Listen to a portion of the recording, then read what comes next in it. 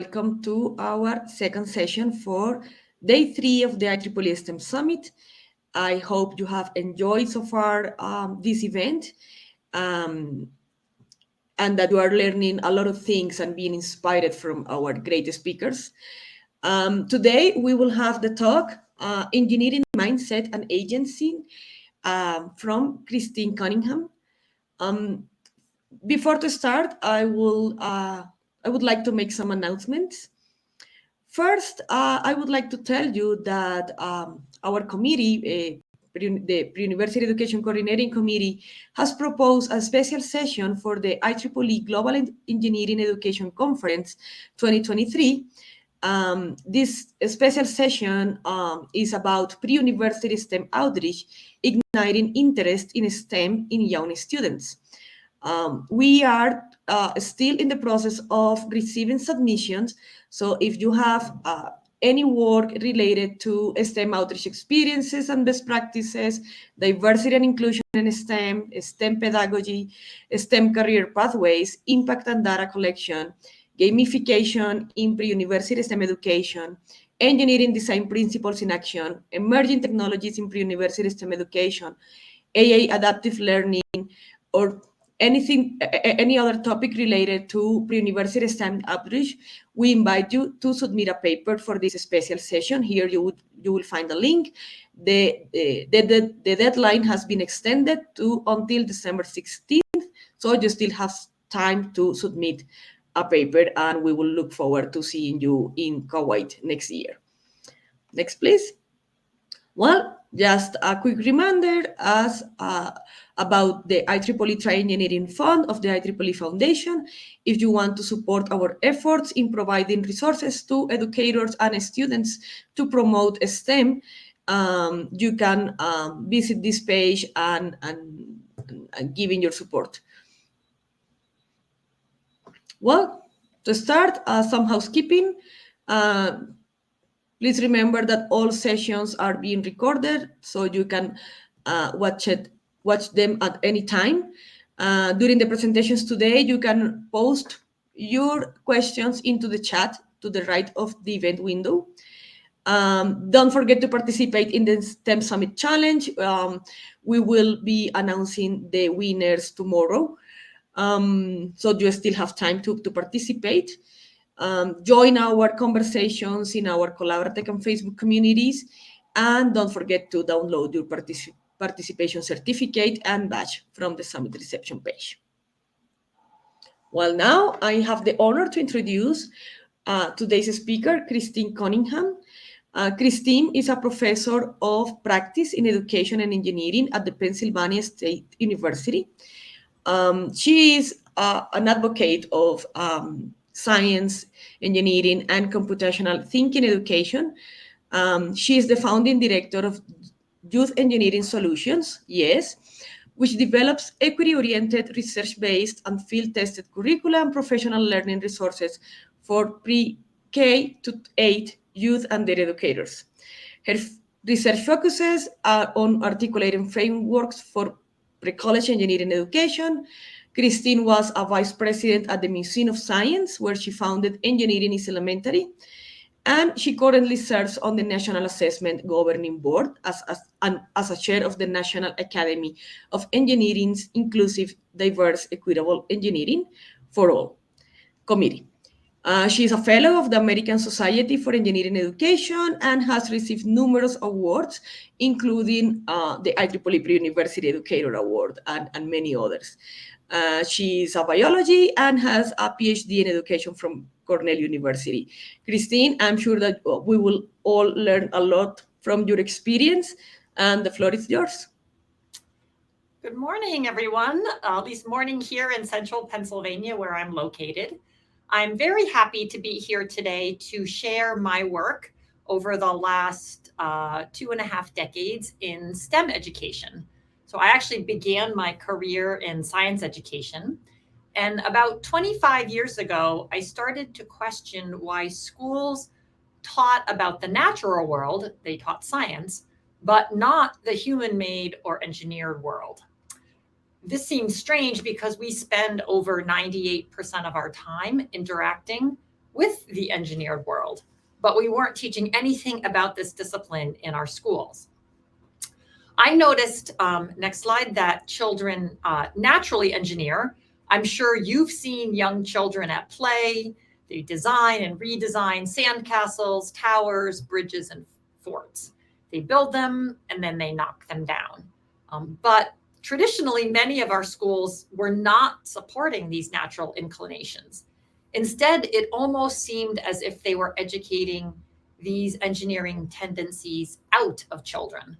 So I started to ask how we can keep the passion for innovating, designing, problem solving, and engineering that young children have alive. When I began, doing engineering at the elementary level was a pretty radical idea. People thought I was a little crazy, in part because they didn't understand what engineering looks like with young children. Some of you may be wondering the same thing. So let me give you a glimpse. Next slide. In this video, a class of first graders who have been studying about pollination and the life cycle of plants are now working as agricultural engineers as they design a device called a hand pollinator. This is a tool that will pick up and drop off pollen to pollinate a model flower. We're going to make a hand pollinator. The hand pollinator needs to go to a flower, and when it touches the pollen, pollen needs to stick to it. And then when you go to another flower, the pollen would what? Stick to that one. Drop off and stick there, and take more and bring it to another flower. I want you to brainstorm ideas for your design. I have an idea. We could use this one and then just bend it. Yeah, okay. So let's say number 3, but we'll just bend number 3. How about that? So it'll be half of my, it will look like your idea, but it will do the things that are in my idea. Mm-hmm. So it's both of ours mixed up. Yeah, but how are we going to put the pom-pom on? Put it on top. Look what we've created so far. We used the foil and we used the pipe cleaner. Yeah, so we're cutting the fur off and putting the fur on the handle. Yeah. All right, let's see if this hand pollinator works. Would you say your hand pollinator worked this time? No. What do you need to do? Improve. Good job. Here we go, testing. 1, 2, 3. Good job. 3-tap test. Okay, lift up your flower. Whoa, did it work? Yes. Well, congratulations. Give them a hand. Next slide. We're going to... So as you can see, young children can engineer, and young children should engineer. They should engineer because children who do so develop habits of mind and mindsets that prepare them for the future. When my team and I began this work, it was virtually unheard of to teach engineering at the elementary school level. As we geared up to create materials, we did what good developers are supposed to do, and we scoured the educational literature for papers that would enlighten us about kids' conceptions of engineers and engineering. We needed to understand what children know about engineers and engineering and what they don't know. So we did the research only to find that there wasn't a literature at that time. That's how radical the idea of engineering for children was. Next slide. So as a first step, we asked more than 700 children, K through 12, to draw us a picture of an engineer at work and describe what the engineer was doing. Next slide. We learned that many children think engineers are construction workers who build buildings. Next slide. Bridges and roads. Note that the kids think engineers build these structures, not design them. Next slide. We learned children also think engineers are auto mechanics. They are the people that you take your car to when it's broken. From a child's perspective, this makes sense. Engineering is a new word to them. It contains the word engine. Cars have engines, so engineers must fix cars. Next slide. Some children think engineers are people that you call when your computer is broken. And then next slide. Finally, we were not surprised to learn that the youngest children think engineers drive trains. In other words, we figured out that kids don't have a very accurate or complete understanding of what engineers do. I wanted to change this by engaging kids in engineering. Next slide. So throughout my career, my mission has been to make engineering and science education more equitable and accessible. Next slide.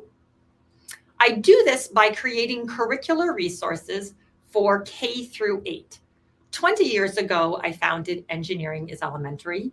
Now I'm working on a next generation of K-8 engineering education materials through Youth Engineering Solutions, or YES. YES develops materials for elementary school, middle school, and out of school, summer camp, or after school spaces. As we complete the materials, we will provide them online free of charge. Next slide. When I began thinking about engineering, I had to figure out what should youth learn about engineering. Remember, at that time, nobody knew what elementary engineering looked like, as nobody was doing it. So the question that I posed to my team was, how would we know that high quality instruction was happening if we walked into a classroom? What would we see the kids doing? Next slide. We believe kids should learn engineering by doing engineering. So when I began this work, I read a lot of books and articles written by engineers about engineering. I talked to many engineers about their work. And from this, I distilled a set of practices of engineering. Practices are patterned behaviors that lead to the creation of engineering knowledge and products.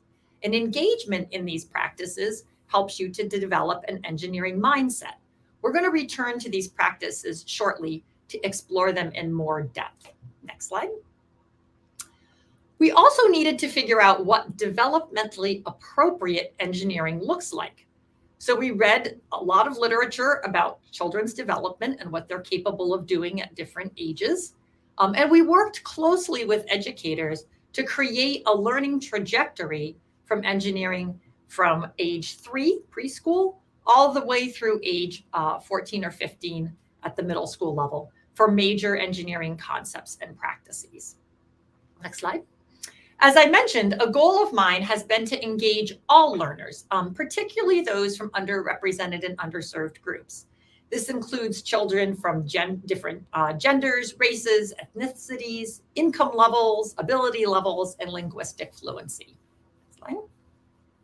Next slide. So from the very beginning, I was committed to ensuring that the materials that we developed were designed for all youth, but we needed to figure out how to do this.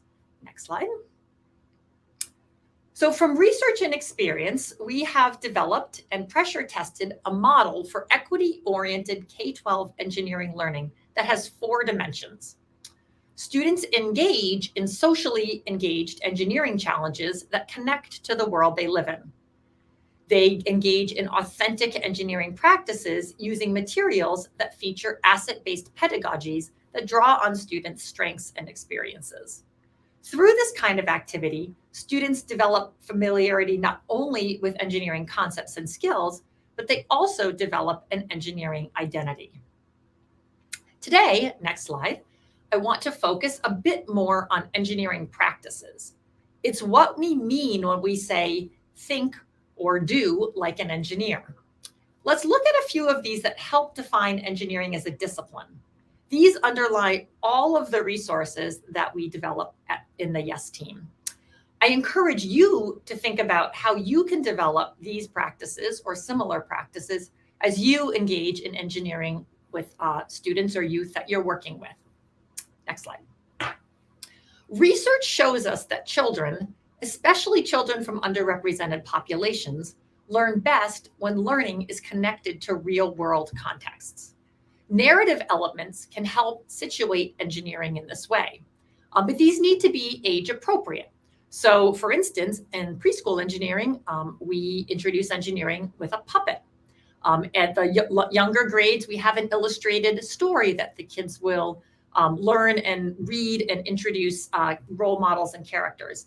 In the higher grades, we move to more toward an comic.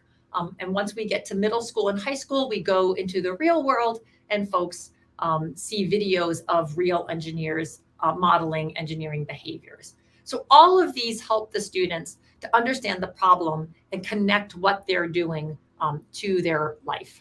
Next slide. One thing that we bring out through context and narrative is that engineers solve problems using a structured approach.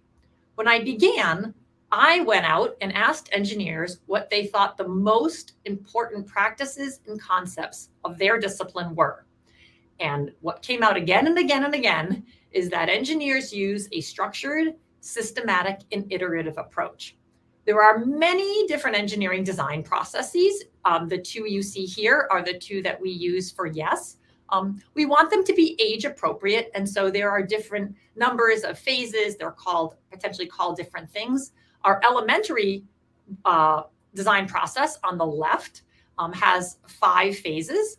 This came because we talked closely with teachers as we developed it, and they told us that we needed to have 5 phases and no more, or the students would not be able to remember it.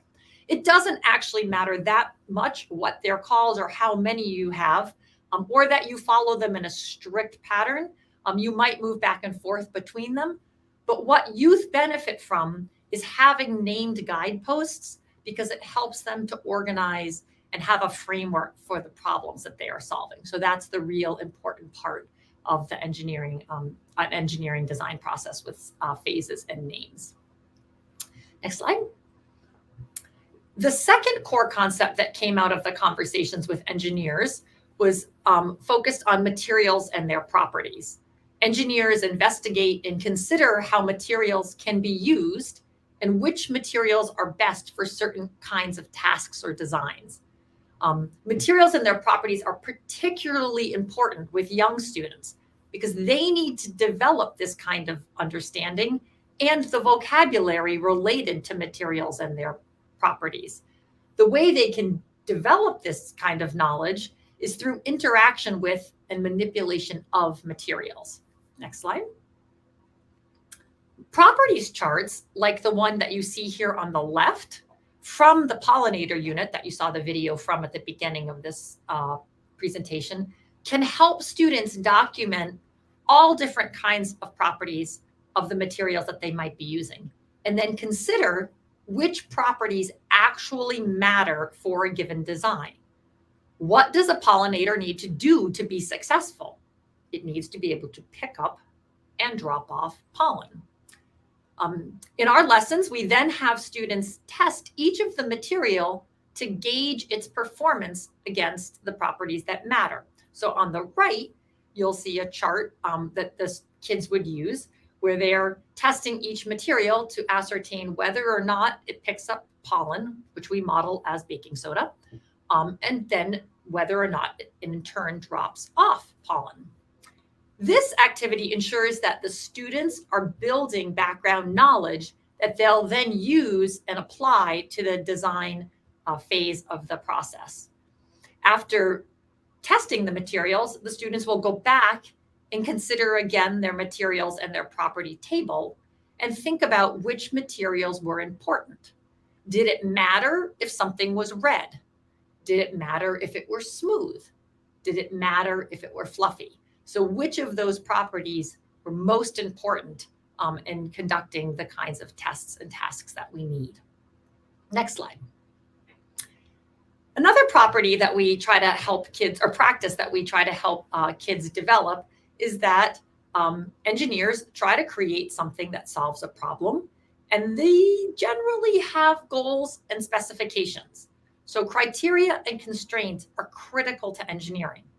The criteria articulate what a design needs to do, and the constraints are the limitations. We believe it's important to help students understand criteria and constraints. They can do this through a series of investigations and conversations. And through those, we have them create a design challenge chart, which is what you see here on the left. This is an example from our engineering plastic filters unit. Students need to know the parameters of what a successful design must do so that they can then start to think about how they might meet those parameters as they move into a design phase. But then it's also important to consider, as you're putting lessons and units together, how students will test to know whether they have met the criteria and the constraints. So on the right-hand side, you'll see another part of our plastic filter unit. This is a page from the students' engineering notebook where they're collecting data. And this one happens to be on the testing that they're doing. And so we're having them test the same parameters that we have indicated are the important parameters for this design. So they're thinking about how much their filter costs, whether it can be unattached, does it fit within their bay. So connecting both the criteria and the constraints and naming them up front, and then making sure that the tests that the kids are doing align with those is very important to help them understand the role that these criteria and constraints play in engineering. Next slide. Another important practice for youth to understand is that engineers draw upon, reinforce, and apply both science and mathematics to concepts and practices. Classroom engineering activities should also have children apply their science knowledge to solve a problem. In our YES curriculum, we explicitly develop engineering challenges that draw upon and reinforce the science concepts the kids are learning. So here on the left, you can see how we map our units to science standards and then articulate the learning outcomes that we expect to see in students. Students learn about the relationships in this plastic filters unit between the geological, biological, and hydrological and atmospheric realms as they consider the impact of plastics on the environment, and then design a technology to help remove plastics from water. By manipulating science ideas, students come to learn them better. Observations in classrooms shows us how this works. Next slide. So we see a great example of kids wrestling with science ideas in this next video. In this particular class, the students have been learning about heat energy transfer during science. And they're going to use that knowledge to engineer some insulation for a solar oven. But before they do that, they need to grapple and really understand what the words insulator and conductor actually mean to secure this understanding for themselves before they design. Let's see this in action. If we're trying to make the little pot, you can't have an insulator because that means all the heat's going to go out, and then whatever you're trying to make. The insulator makes it conductors. Remember the word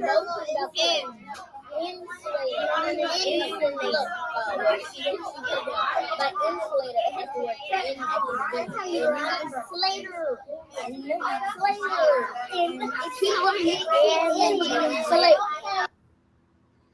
So those children needed to understand insulation before they could design their device. In this next clip, next slide, you'll see kids from a different class trying to figure out how to improve a maglev or magnetic levitation system they have designed using magnets. These students had previously learned in science class that magnets can attract or repel each other. Now they need to call on this science knowledge.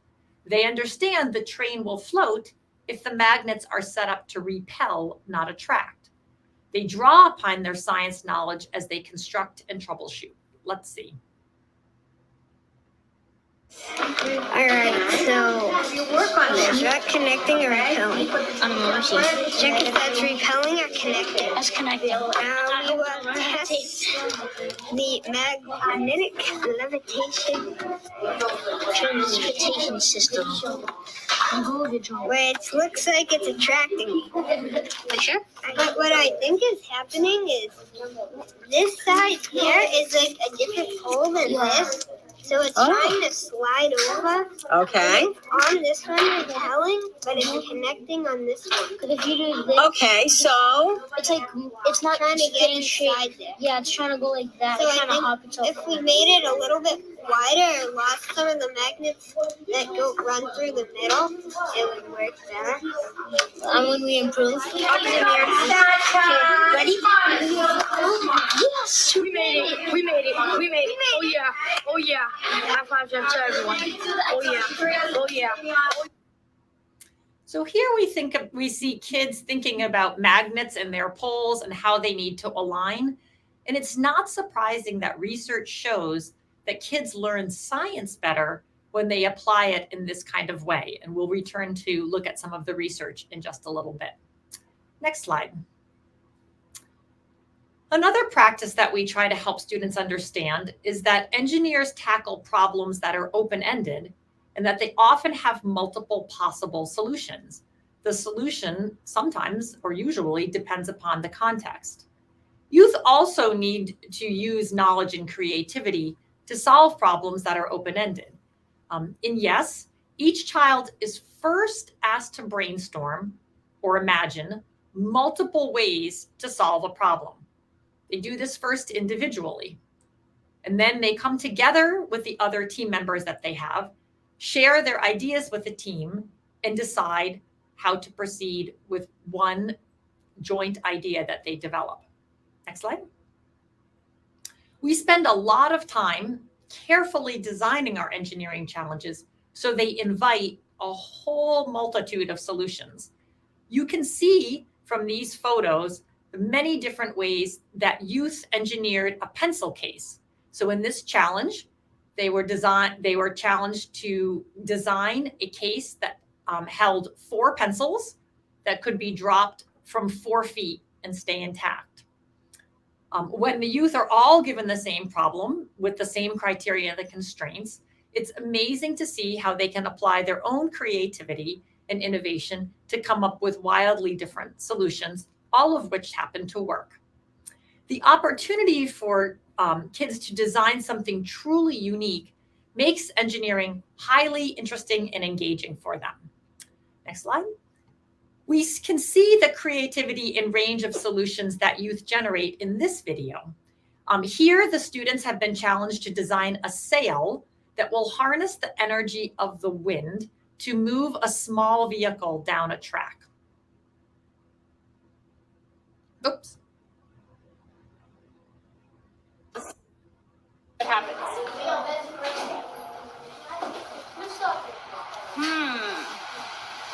So what do you think? Is it moving? Is our boat moving?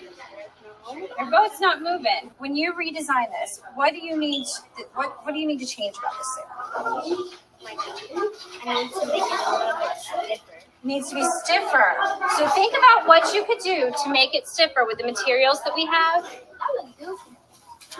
His looks different too. His is different from all the others I've seen too.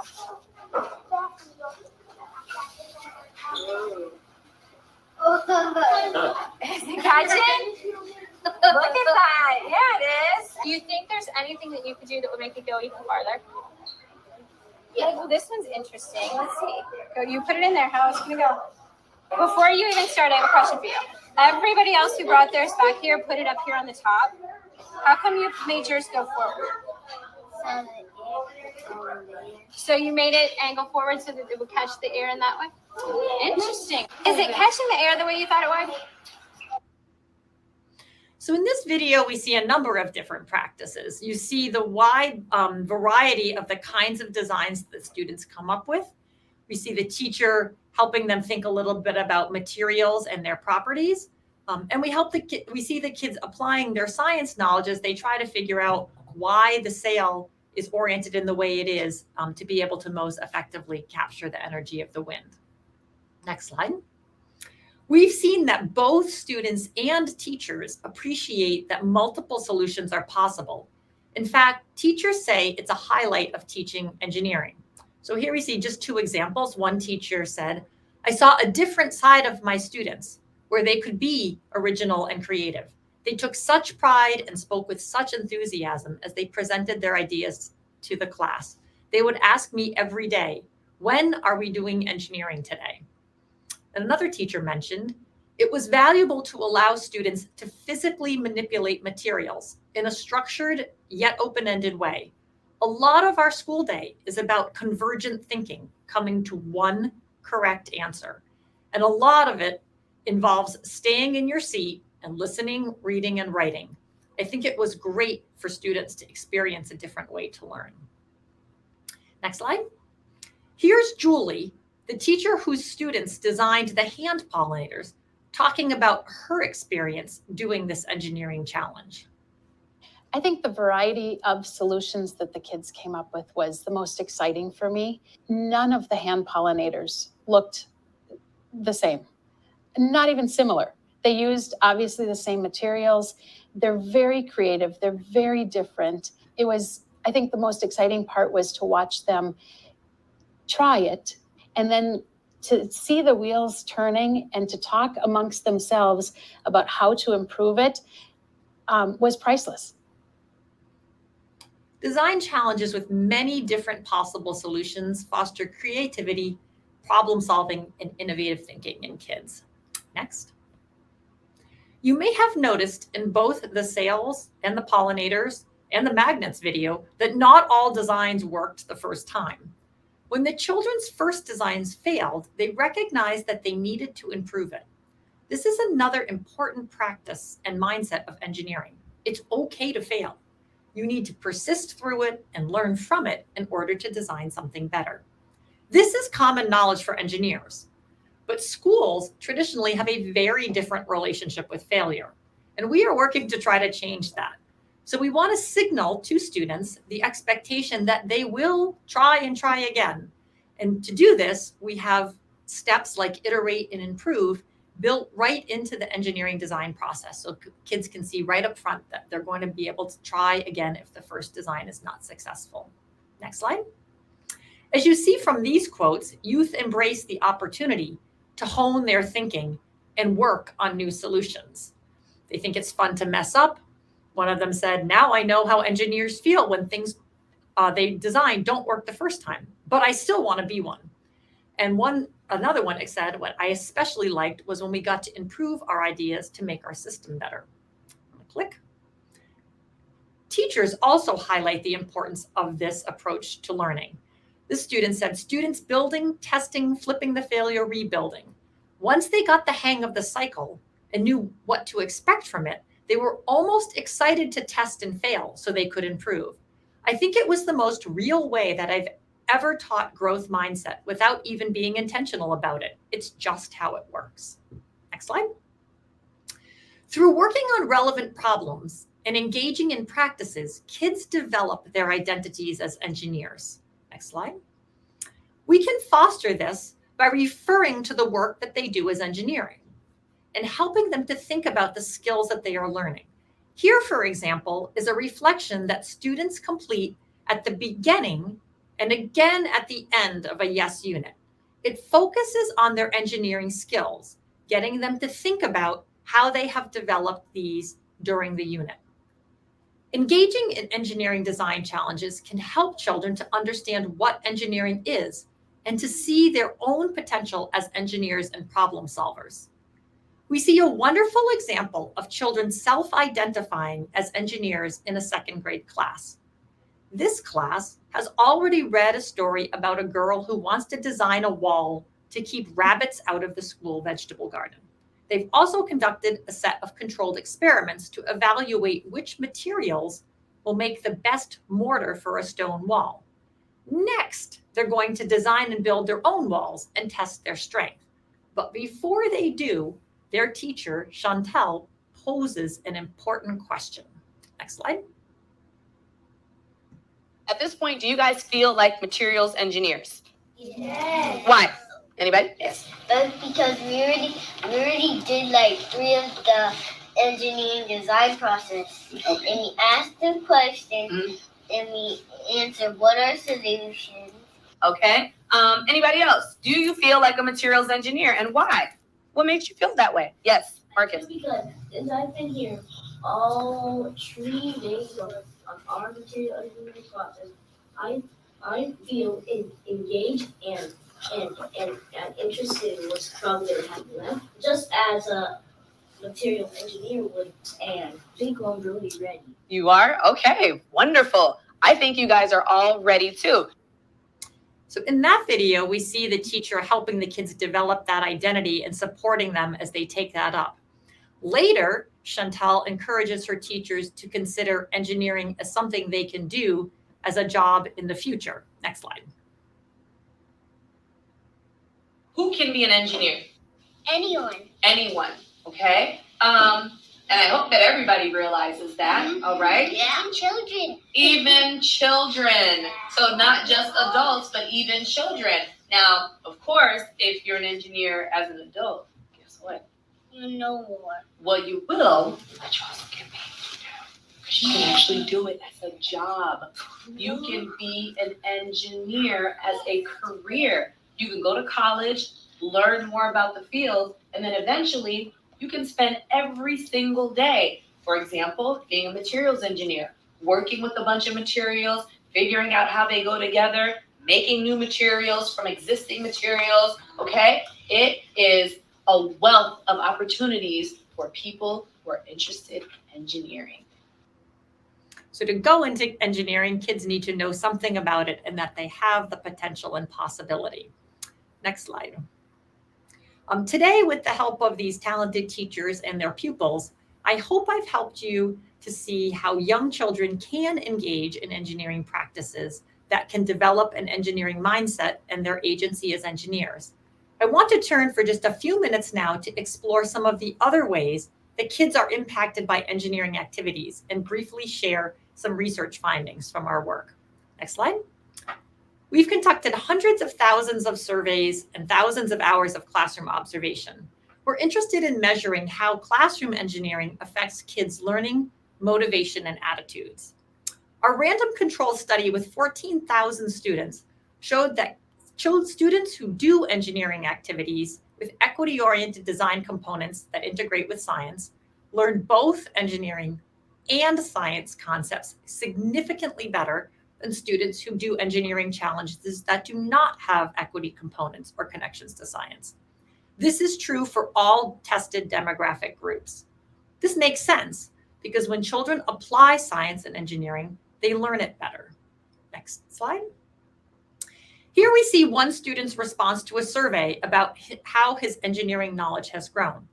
Last summer, I thought engineers only made electronics.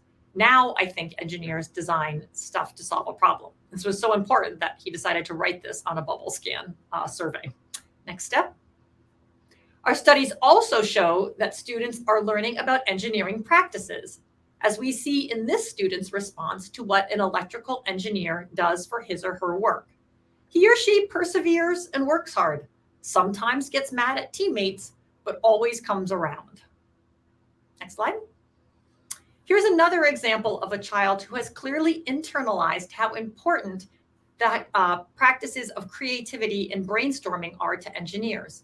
She created the new category of million to describe engineers' use of creativity. Brainstorming ranks even higher with the category Google Drupal. Next slide. Our research shows that equity-oriented curricula can close the boy-girl gap in whether or not they would like to be engineers when they grow up. And sometimes they feel so passionately, again, that they write us little notes on their design surveys, as you see here. Next slide. Research also shows us that children who use equity-oriented curricula are more likely than a control group to indicate that they are interested in engineering as a career. As a corollary, they are more likely to develop a positive attitude towards STEM careers. Finally, next slide. In addition to conducting surveys that statistically measure children's attitudes toward careers in engineering, we have a large body of qualitative data gathered from students' engineering notebooks. This student not only asserts that she is going to be an engineer when she grows up, but she also describes some of the technologies she plans to design. Gum that holds its whole flavor for a day, fuzzy two-sided pencils, hats with back scratchers, a light that turns on and off by clapping your hands, and toenail polish that paints itself. When you make the explicit connection that engineering is a helping profession, that engineered technologies keep people safe, keep people healthy, and make life better, engineering becomes a more appealing possible career, in particular for girls and minority students. Next slide. Here's one student who made that connection. When I grow up, I would like to be an engineer because I've been wanting to make things that would be helpful. And when I grow up, I think I can make things that would be helpful for people. Next slide. To grow up to be engineers or problem solvers, students must be able to imagine themselves as engineers and develop an engineering mindset and agency. Engaging in engineering challenges is one crucial way to do this. In one school, a third grade teacher made a pivotal change in the way she inspires her students after using our curricula. Instead of asking, "What do you want to be when you grow up?" she started asking, "What kinds of problems do you want to solve when you grow up?" This is exactly the kind of question we want to ask children, because it leads to learning of the most constructive kind. It's a question that my team and I will continue to ask ourselves, and I encourage you to consider as well and help your students to consider. Next slide. Thank you very much for listening today, and I'm happy to take some questions now. Thank you so much, Christine. Your talk was wonderful and very inspiring. It was great to see all of those videos from those kids, so exciting around engineering. It was amazing. Thank you so much for sharing your experience in this. Well, the first question is, what are the best ways to measure the impact of hands-on activities? So there's many different kinds of research you can do with this. My team tends to focus on what and how the students are learning in their classrooms. And generally, we do much more qualitative kinds of research. So what we want to see in terms of their work with engineering is whether or not kids can systematically go through the process. So we're less worried about the product, what they actually create. I mean, we want to make sure that they feel success and that they understand that they have to meet criteria.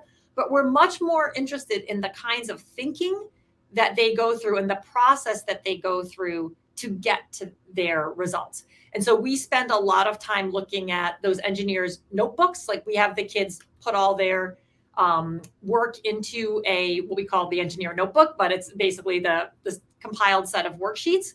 And then we create rubrics as part of the work that we do for every learning objective that we have for an activity. We have a rubric that both shows the teacher where in that engineer notebook they might see evidence that kids are developing that learning objective. And then we also have some additional sort of open-ended questions that we look at. And we're trying to do this, again, looking at the kind of practices that kids do. So we're not interested in driving engineering education toward a set of standardized tests where the kids tell you about the 3 kinds of forces that act on a bridge. Like that's not really what we think kids should be doing at this grade. Instead, we want to see evidence, like, do we see evidence of kids entertaining multiple solutions? Do we see evidence of kids being able, like you saw in that video with the sail, when the teacher asks, like, what does the sail need to do to work better? The child comes up with, it needs to be stiffer. So in our mind, that's great evidence that the child has made the connection between the property that stiff things capture wind better and how that then allows the energy to push the boat. So for us, it's very much looking at the work that children do and trying to see evidence that they're engaged in the kinds of thinking and the kinds of practices that will drive their ideas and then eventually their identity about engineering. Thank you, Christine. Sanjay Chedub says, I wish Dr. Christine shared the details of her research. It will be useful to relate to my current work on grassroots STEM outreach program, targeted for the underprivileged youth in rural Bhutan. It is funded by IEEE Pre-University STEM portal. So I am happy to share. We have a series of papers that we've written over the last 20 years. We can figure out what's the best way to get. So some of them are online already through ASCE. I'm happy to share those or share citations and links, whatever is the easiest way to get them out to the community. We are happy to share that, and fortunately have spent time writing up that the research that we've been doing over the years. That would be great. Thank you. Can you explain the importance of engineering notebooks in the classroom? Oh, it's almost like this was a question that we set up. So one of our papers, one of the research studies that we did actually looked at just this question. We looked at a lot of video from classrooms of kids using the engineering notebooks that we have put together, because we wanted to figure out just this, like what role are they playing? Is it something that is useful, or in our case, because we're curriculum developers, we're always asking ourselves, is there a way that we could make this material or resource better? Like if it's not meeting all of our goals, or if there's things that we could see that we could improve, we can then take it right back and wrap it into the curriculum. So what we saw in the notebooks are a couple different things. One is that for little kids in particular, but probably for all of us, they provide a great way to structure kids' talk and activity. Like anybody, little kids in groups without adult around often get very distracted. There's lots of conversations about what was happening over the weekend, or their favorite flavor of ice cream, or whatever, they go down that path. And then what we see is the kids constantly going back and saying, but we need to answer this question, or we need to collect these data. And so it provides a great organizer to help kids focus and orient, and then give them a structured way to think about their data. So we can carefully say to ourselves, and there are many debates on my team about what goes onto a notebook page, in part because the space has to be limited. Like there's only a certain amount of time that educators are going to carve out of engineering. And so every question is very vigorously discussed to make it into the notebook. And so what we're trying to do is both provide scaffolds for the students, so they can make sense of what's important, or what is the question I should be focusing on. We're trying to provide some ways that they can think about and productively gather evidence or analyze evidence. So we might have a data table like the one that I showed about the pollinating testers. That's for children who are 6 and 7 years old. So doing standardized tests is something that's relatively new to them. And to help them be able to get data that's useful, we create a page in the notebook where they can systematically go through and then be able to log their data. You'll also notice, or it went by very quickly, so you may not have noticed, but one of the things we are very much trying to do in our engineering notebooks is think about students who are still developing language and language proficiency. Now, we're all constantly developing language, but we have a number of students for whom English may not be a first or even a language that they're currently fluent in. And so one of the things that we're trying to do very carefully in the notebook is provide a lot of graphics and visuals that will assist the students who may not be fluent readers and writers. So in the pollinator one, for instance, like we have a little image of it's picking up and it's dropping off. So even if they can't read those words yet, because either they're not reading, they're little kids, or because English is not a language that they're reading in yet, they can take a look at those graphics and still participate fully in that activity. So that's a sort of a second role of the engineering notebook, but mostly it's to guide students. And then we can also have them refer back. So kids and all of us will collect data, and then the weekend goes, or you don't get back to engineering because you only have it once a week. And a week later, you can't remember exactly what your data the previous week said, but we want them to build on those data. And so by having a place that they record those data, we can point them back to everybody look at page 5, take a minute to figure out what you found out, which materials work best, and now go and think about how you're going to design a pollinator. And so we find it sort of that hub of both collecting and then guiding the work that the students do in the classroom. And it plays actually a very important role. And I'm happy to share that paper with you. That's very important and very interesting. There's another question. Can you please suggest any innovative way for mathematics education? Yeah, so math is something we've thought a lot about in terms of what and how to integrate that. Our contention is that it's very difficult to fully integrate 3 subjects. Like, we work really carefully in our in-school materials. It's a little bit different in the after-school, but in the in-school, we definitely want to make sure that kids are learning and using, and in our case, we pick science as the first and primary integrator. So there's all kinds of work we do to make sure that that's being used in a meaningful way. However, we also want kids to recognize that mathematics plays a very important role as well. And so after we have, or as we're figuring out some of the activities, we'll get kids to start using some of the mathematical practices and ideas simultaneously. So one of the things teachers, for instance, have told us is that with young kids, they need to learn to measure, but they have very, very few opportunities to do this in sort of real ways. Like, they'll give them artificial objects, but it doesn't really matter like what the measurement is. All of a sudden in engineering, it matters a lot more, because your design can only do certain things or must meet certain specifications. And so, for instance, the teachers have said it's a very good instance of them learning to measure, and measure potentially in many different ways. They might measure weight, they might measure length, they might measure time, and think about those in meaningful spaces. Another thing that we'll often use in our work is the kids, for instance, need to think about averages. And we assumed that, okay, kids do this. But even in our middle school program, we're finding that kids don't actually know how to take and use averages. And so getting them to think about, like, how do we use this tool in engineering? How do we think about, if you've got something that's circular, what is the diameter? What is the circumference? What is the radius?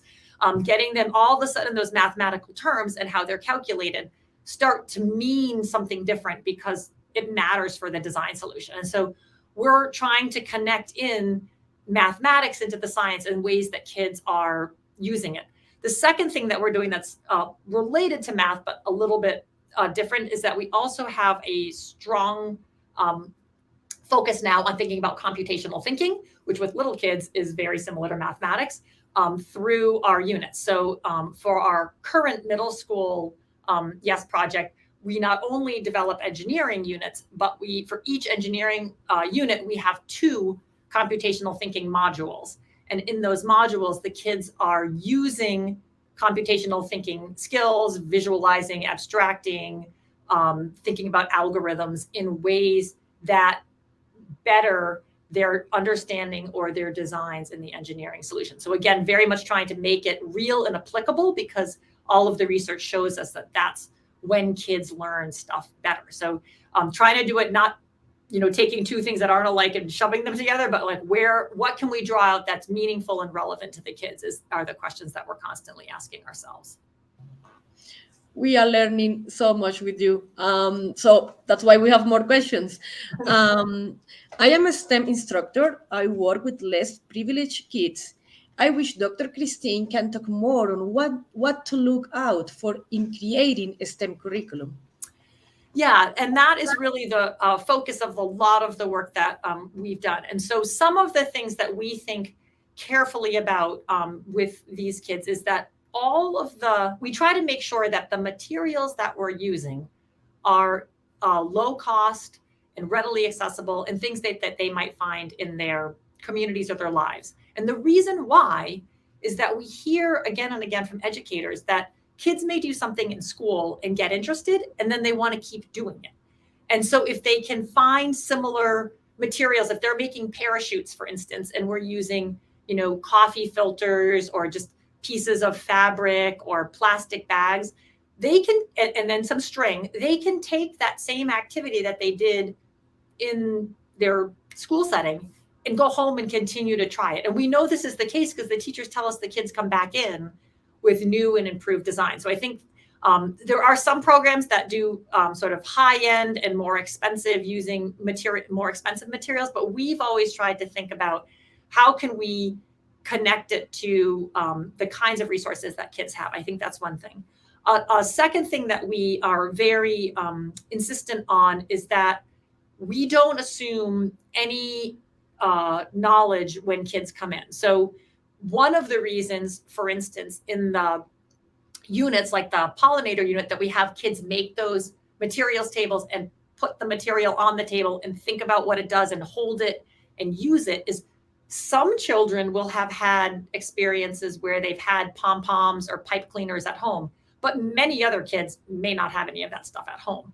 And so what we don't want to do is throw kids into a design challenge in which some kids have had access to resources and knowledge and other kids don't, because it's an uneven, situation. And so we try to make sure that before we put the kids into a situation where they're designing something, we're building that background knowledge that they'll need to have. Just like real engineers, you don't just pull somebody off the street and say, okay, go build a $100 million bridge. Like, there's a lot of knowledge that they need to have before they can be successful. So they'll test the materials, they'll think about how they'll work. We have a set of scaffolded activities before they start the design. So in our curricula, they're generally about 8 lessons long. 4 of those lessons are helping the kids to build the background information. Then the last 4, they actually get beyond the ask phase and start to imagine and design and create technologies. But we want to make sure that all of the kids have interacted with the materials, that all of the kids have done the testing, that all of the kids understand some of the science behind it. When do magnets attract? When do magnets repel? And then if we can build that knowledge equally across the students, then when we say go and design, we're not having some kids that are more privileged than others. So that's sort of two ways that we've tried to make sure that we are really designing for all the kids and not just students who might come from certain kinds of backgrounds. Thank you. Can you please suggest how can I develop engineering knowledge every day? So there are many ways I could go with this question, but one of the things that we try to help kids and educators, and we know that it works because they come back and tell us, is to see the engineering in their lives all around them. So for instance, you saw a little bit of a unit where the kids were going to be designing walls. Before they do that, we have them go out take a little walk in their community and look at all the different ways that walls have been made. There's lots of different walls out there, and they're constructed in different ways. If they're doing a unit on designing bridges, start looking at the different kinds of bridges that they go over and how are they constructed. So I think connecting what kids are doing to their everyday lives helps them to see where engineering plays a role or how it plays a role in everything that they do. Right now, one of the units that we are developing focuses on the fast fashion industry and how we have some clothing, and particularly in this case, we're looking at slippers, are made out of materials that are natural, that they come from natural sources, and many materials now have a lot of synthetic elements in them. And so we're starting to get kids to think about some of the ramifications of both, what happens with natural materials and synthetics. Like, what does the lifespan look like? How do they help or hurt the environment? How long do they last? And so one of the activities in that one is the kids go home and look at the clothes they have in their closet and think about how many of those are made out of natural materials only, and how many of them also have synthetic materials brought into them. And I think asking those kinds of questions and connecting whatever you're doing back to a larger picture or a larger sense of how the kids are interacting with this human-made world. Almost everything around us has some humans that have been involved, primarily engineers, in helping us create this. And I think getting the kids to recognize that somebody designed this thing, someone had to make it appear like this or function like this, is a great way for them to see how engineering impacts their life every day. Sure. Last question is, what suggestions do you have to interest boys and girls over 15 years of age? So one of the things that we found in our work is that kids are motivated by sort of big, important questions. So for instance, think about problems that they perceive in the environment or things they want to solve. Plastics right now in the United States is a big issue. We have too many plastics. We need to think about that. And there's many different ways that you could potentially solve that problem, but involving the kids and thinking very generally about an issue. Or another one that we focus on is the world is getting warmer. So there are heat waves that are happening, and these have impacts on kids. Can we design a technology that does something? And there's many different roads you can do that, but we've started to think with the older kids having a sort of a large question, like we have a declining bee population. Like, is there something that engineers can do to help that? We have people who have need assistive devices. They have limitations, mobility limitations or sight limitations. Can we design a device to do for that? So while the device may need, or the thing they're doing may focus on a very small sector, helping the kids to think about the role between those larger questions and the world they live in, and then pulling it down is something that we have had a lot of success with the older kids in sort of getting engagement and helping them to realize, like, the big question is like, well, why should I care about this thing? And if you can make that connection into issues that they care about or that their community cares about, we've seen a lot of success in getting kids to do engineering. Thank you so much. There are some great comments about your talk.